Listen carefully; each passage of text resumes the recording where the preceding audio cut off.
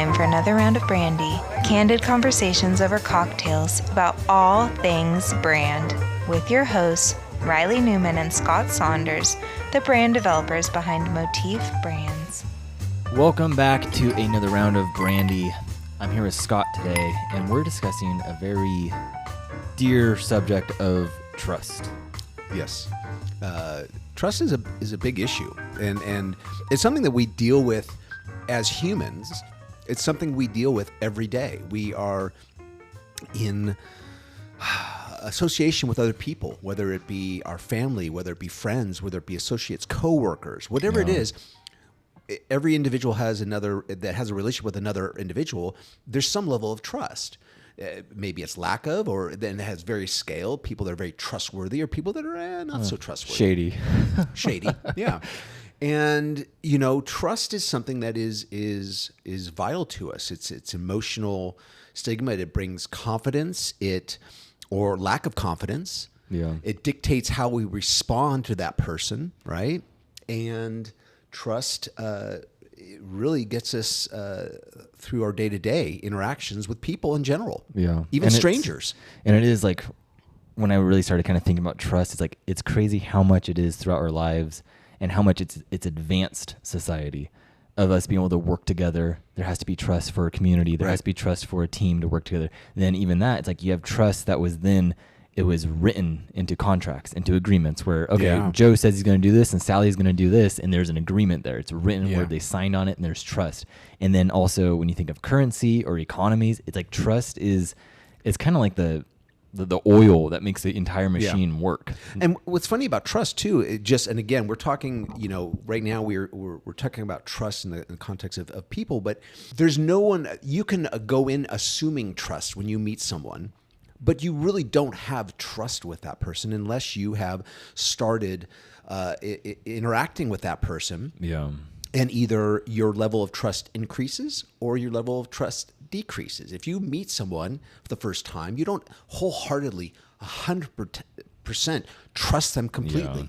Yeah. You're kind of skeptical and you wait. And if you find, wow, they kind of tell tall tales, or they are they're very dramatic. So everything is over exemplified, and you don't know if what they say actually is on point.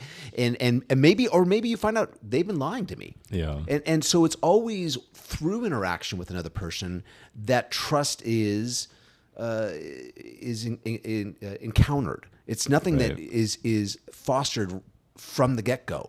Yeah. You can go in hopefully trusting that person, but you don't have that trust. You have to, and that's why people always say you have to earn their trust. Yeah. And that's true with anything. If you you meet a new person, you're strangers, and then as you start they go from acquaintance to friend to maybe in your inner circle.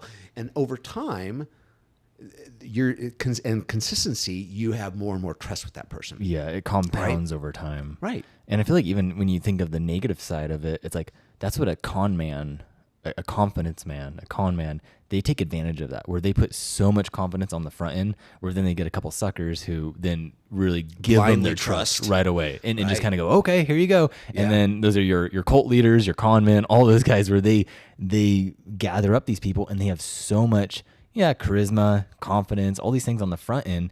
But really when you pop the hood and you see what's going on, it's like there's really nothing in there. There's no substance. They're ripping these people off, and they're actually taking advantage of them and taking advantage of their trust. Yeah. And so what does this have to do with business? Everything. Is that when you transact as a business, there is that trust, because for your buyer, there's always risk in the purchase. They're always worried about something. There's always some type of risk. Okay, are they actually going to do what they say? Will this product do what it says? But going beyond that, the trust that is built through the experiences, through, like Scott was saying, that compounds over time. It's like, that's the relationship that you have, and that leads us to brand. Right. And we've always defined, for clarity's sake, and I get asked all the time, what is brand? And I always, a great line is, business is transactional and brand is relational. So we've been talking about the relational aspect between people. Well, the same goes with brand and its audience. And yes, there is trust in the transaction component of a business, but really to me, that boils down to, I pay you for a good or service, and I either get that good or service or not. Yeah. If I don't get it, well, you got bigger issues than trust. You've got to contact the Better Business Bureau. You got, you're getting ripped off. You're literally, if you pay for something, if you order something online and they never ever ship it to you, that's a crime. Yeah, that goes beyond trust and brand. Everything. That's so, a moral issue. we're gonna talk moving forward. We're gonna talk about under the assumption that the core basic transaction of a business has been completed, right? And it is what it is. Yeah. Let's say your business, you're doing everything legitimate. You pay your taxes, you fulfill all the orders, and you provide the service, and you do everything above board, as you should be. Legally. And so then it's like, okay, you're the good guy.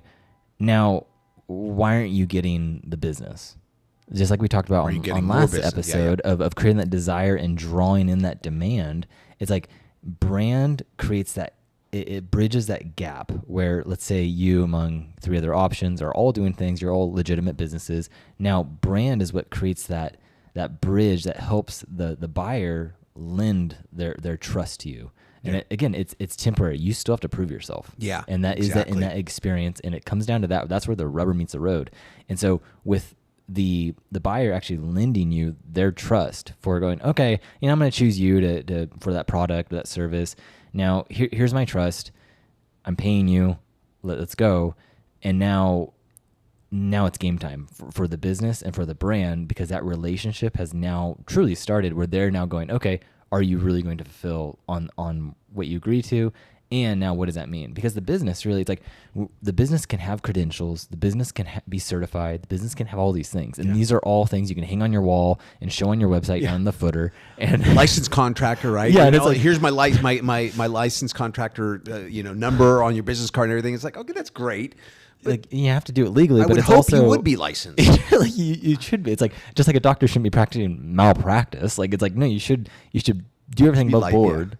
Yeah. You should do everything in the interest of your buyer, but also these things, like when you do think of a credential, you think of a certification. All these things it comes back to credence. It comes back to trusting something as true, and that's great. And those things are legal and organizational structures that then verify it, like Better Business Bureau, or even like the health grades you see on restaurants. But then beyond that, it's like the brand has to really kind of escort that relationship and guide it, and really, like Scott was saying, it's like managing those expectations, fulfilling on it, and exceeding what those expectations are. And piggybacking on what you just said, Reilly, I think a lot of small businesses make the mistake of thinking that they are exuding trust by showing that Better Business Bureau seal of approval on their store window at the bottom, or laying all these claims that are kind of industry standards that you would hope and think, oh, now that shows that I'm trustworthy.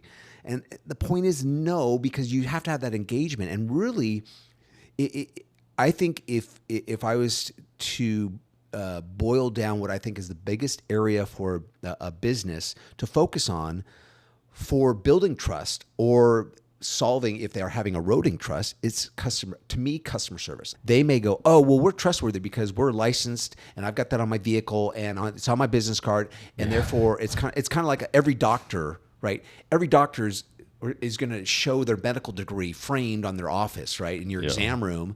But when you go in and one has terrible bedside manner and the other has above and beyond bedside manner, well, guess what? Guess who's going to get more business in the long run? Yeah. Guess who's going to get more patients?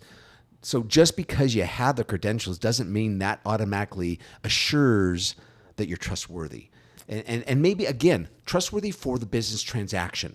Yeah. But we're not talking about that. We're talking about the power of brand and the trust that happens relationally through a brand. Yeah. And like you said, it's if there's no relationship, there starts beginning the interest of entertaining other relationships. Yeah. Where then the customer go, okay, well, that interaction with that brand was awful.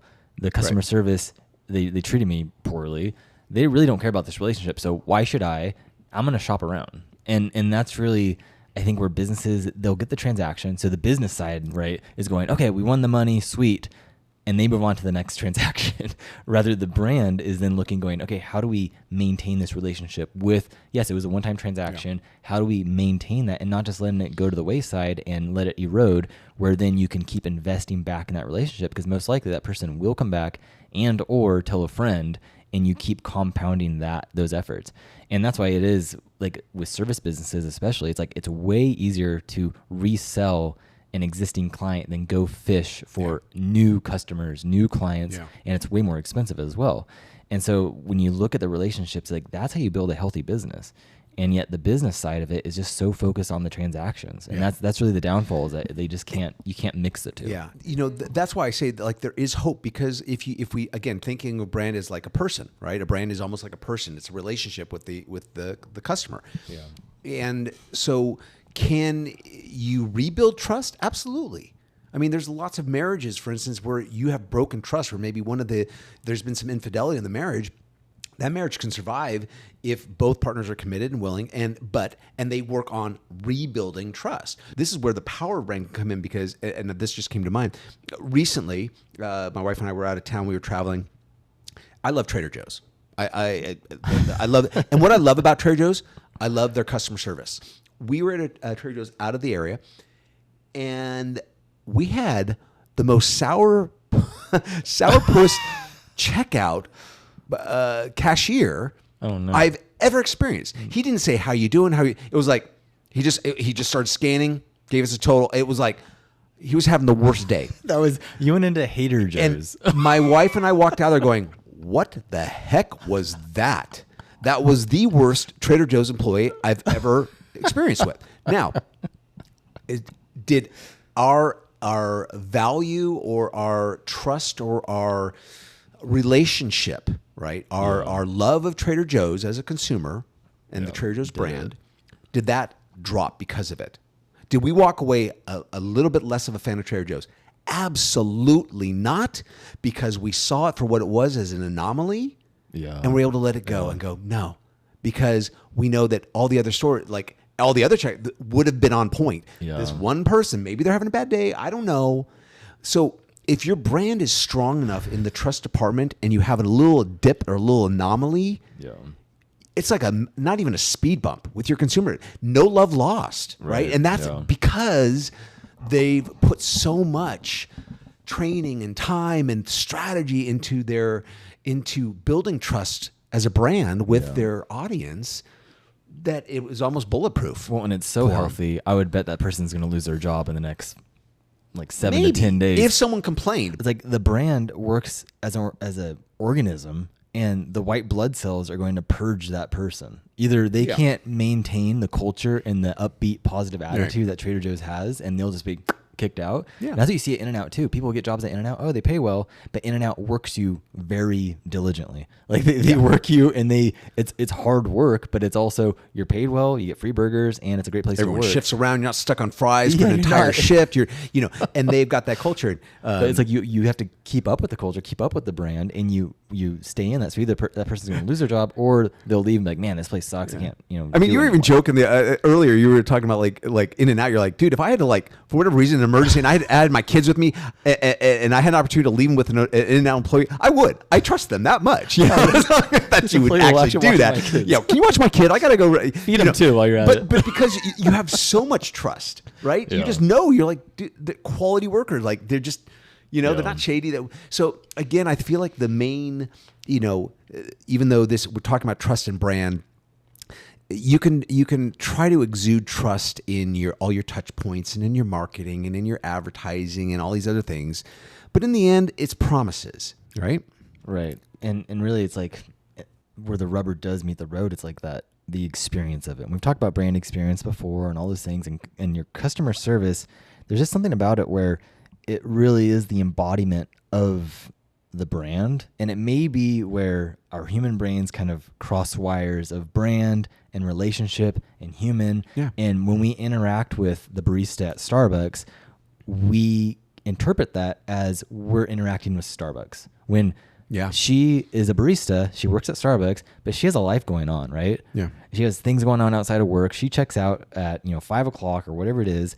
But from the customer standpoint, I think we cross wires in our perception of the brand, where when we interact with that employee, we do get a sense that we're interacting with the embodiment of the brand. So your customer service, how they answer the phone, how they interact with the customers, all those different little things, like that weighs heavily on the relationship. your trust of a brand is not going to come through so much of your touch points. And it's really about how you engage with business. And even if you don't have a brick and mortar, even if your brand is purely an online ordering, a storefront, and you ship products out, if you have opportunities to exceed expectations in that, that is where you can increase the trust in that brand. And I think in a previous episode, I talked about ordering a product that required minor assembly with 2 screws. It was 2 parts and 2 screws to put this thing together in the box that it came in, and 2 Phillips screws. Now, anybody household has a Phillips screwdriver, right? Somewhere, hopefully. They shipped a really nice, not a cheap, but a nice, I forget the brand, but I had the 2 parts, 2 Phillips screws, and a screwdriver, which is now sitting in my kitchen drawer rather than having to go out to my garage every time I need something in the kitchen where you might need a screwdriver. And I was like, I might not need to order from this company again, but if I did, no. or it was like there's other companies and this company also sold another, I would absolutely go to them, because not to get another screwdriver, but just to rebuild my tool set. No, just because that extra mile, they didn't have to do that. Yeah. They did. They didn't boast it. It wasn't like, hey, what comes in your product when you order? Bonus and a screwdriver. No. And sometimes it's the hidden gems that a brand can interact with the customer that go beyond, right? And definitely it comes back to just that relationship of going, okay, we've borrowed their trust from the initial transaction where they've trusted the brand, they've trusted the business, and then now it's time to prove that. It's time for the rubber to hit the road, where the rubber meets the road, and be able to actually go, okay, what does that mean for the brand? How do we develop that relationship further? And depending on your business, depending on your market and the situation that you're serving, it's like those can mean different things. But eventually, like Scott was saying, it's like you get to that point where it goes from like it to love it to then that ownership where there's this kinship among the brand, among the buyer and the other buyers in the audience. And there's this, it's like it creates this weird like kind of family dynamic where you understand each other. Even I was in Costco the other day, and there's this lady in front of me, and she was obviously not a Costco like normal shopper. And I have my stuff all lined up. I do the whole thing where I put down on the conveyor belt when you separate the orders, and I flip it. This is like a Costco thing, and you put your card in there. So then when it comes up, the lady grabs it, scans it, boom, and it's just like, and it's so much smoother, right? And I move everything over. It's like you know the process almost as good as an employee does. Their product divisor has like a little U. If you flip it upside down, it's a little U. You pop it in there. I did this. I used to do the same thing. And this lady, she was struggling on all fronts of the whole transaction. And like the guy who was helping me unpack my cart a little, and him and I kind of look at each other like, oh yeah, she doesn't know what she's doing. Like she doesn't know what she's not doing. One of us. And then the lady, she gets my card. She's like, oh, how you doing? I can just tell she is like loved, where I just knew, I knew the steps that she had to take, right? And I know that I'm a Costco person. Like I get it, right? Yeah. And she, she's looking at the stuff I'm buying. Oh yeah, all this great deal, boom, boom, boom. And we're having that conversation, and it's so there's this kinship of it, of like, yeah, I know the employees, like their routine almost as well as they know my routine as a customer. And just like you're saying with Trader Joe's, there's that same kind of synergy in that way. Yeah. And that, again, it's like, it's relational. It's so weird where I can have a complete stranger on the other side of the checkout where I feel like I know them because we agree on this ecosystem. Yeah. Yeah. Yeah. Again, and it just made me think, even for instance, like you go to a restaurant, right? And you know, a new restaurant, you can have a great meal, like the food could be quality, the price is great. Even the price could be like, wow, a lot of food and a lot of great food for a cheap price. If the service is terrible, I don't care how good the food is, I'm not going back. Yeah. And to your point earlier of when a company does mess up, is that we've written about it where there's plenty of studies that they've done where if a brand messes up and then they make it up to the buyer in one way or another and they give them a little bonus, then it actually increases the trust. So a negative event can be really kind of like overcome and almost like jujitsu, where you're using the momentum from the negative event and you're going, "Whoa, I'm so sorry. Like, here you go. We'll replace that. What can we do? And we're going to send you. What can we do to make this and understanding right? like what it is, and that's what like Zappos, all these companies were known for, and even like Starbucks, they had kind of back in the day during the heyday, they'd have where if they messed up on your drink, They replace your drink, and hey, here's a certificate for next time. Here's a free drink next time on us. Yeah. And I don't think they do that anymore. But it's like even negative events will happen. That's inevitable. Right. You can't have a perfect, really well-oiled machine all the time. Right. And so then having operations or protocols for when those things do happen to protect the brand. And even like Scott said with the restaurant of, if you go there and the customer service is awful, it's like, that's very true. And I feel like it's even more painful when the brand, like if the restaurant looked really slick and just like everything about it was well designed, and then you go in there and then the ball's dropped where, oh my gosh, the customer service was awful, right? Yeah. It almost hurts like 2 times more as the buyer, because now I feel really duped. I feel like I was like, man, the brand really like that seduced me and pulled me in, and then the customer service was like not to the expectation at all. Right. It really just comes down to caring. And that's what you see in these brands that do it well. And so when you look at your business, no matter the size, it's like, how can you care? How can you care more and be interesting by being interested in your buyer and your customer and your client, and really caring about their situation and showing that interest and pulling that in through the experience, because really that's the relationship, and therefore that's the trust. Yep, absolutely. So, well, I think we've talked enough on trust and brand, and so we thank you guys for tuning in. Cheers.